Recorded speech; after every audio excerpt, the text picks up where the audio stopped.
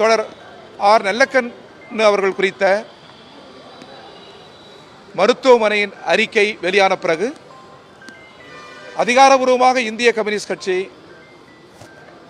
முறைப்படி அறிவிப்புகளை செய்யும். அதுவரை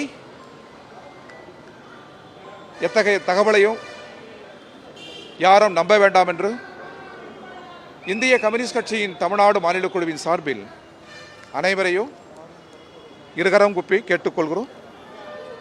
தமிழ்குரு நல்லுலகம் அவர் மீது கொண்டிருக்கிற அன்பு அனைவரும் அறிந்தது. எனினும் இது மருத்துவம் சம்பந்தப்பட்டது, உயிர் சம்பந்தப்பட்டது. மருத்துவமனையின் அதிகாரபூர்வமான அறிக்கை வருகிற வரை இந்திய கம்யூனிஸ்ட் கட்சி காத்திருக்கும். இந்திய கம்யூனிஸ்ட் கட்சியின் அதிகாரபூர்வமான அறிக்கை வருகிற வரை தமிழ்குரு நல்லுலகம் காத்திருக்கும் என்கிற நம்பிக்கையை பதிவு செய்து கரங்கொப்பி முடித்துக் கொள்கிறேன். சார், மருத்துவமனையில் தீவிர சிகிச்சையில் இருக்கிறாரு.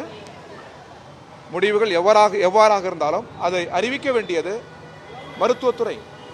எனவே அதுதான் அதிகாரபூர்வமான அறிவிப்பாக இருக்கும். கட்சி என்கிற முறையில் அந்த அறிவிப்பு வந்த பிறகுதான் நாங்கள் வெளியிட முடியும். அதுவரை அவர் தீவிர சிகிச்சை பிரிவில் இருக்கிறார். ஒன்றை இந்த நேரத்தில் சொல்ல அனுமதிக்க வேண்டும்.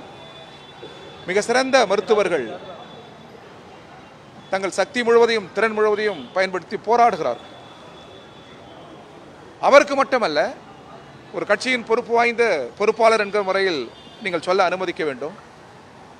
அவர் கட்சியின் பெரிய தலைவர், நாடறிந்தவர். ஆனால் அவருக்கு அருகில் இருந்து சிகிச்சை பெறுகிறவர்கள் எளிய மக்கள், கிராமங்களிலிருந்து வருகிற முன்பின் தெரியாத முகம் தெரியாத எளிய மக்களுக்கும் அதே சிகிச்சை பிரிவு நல்லக்கண்ணுக்கு எவ்வாறு போராடுகிறார்களோ அதே போன்று அந்த எளிய மக்களுக்கும் மருத்துவர்கள் போராடுவதை நினைக்கிற பொழுது தமிழ்நாட்டில் இந்தியாவில் இதுபோல் ஒரு மருத்துவமனை இல்லை, இதுபோல் ஒரு மருத்துவர்கள் இல்லை என்று சொல்ல தோன்றுகிறது.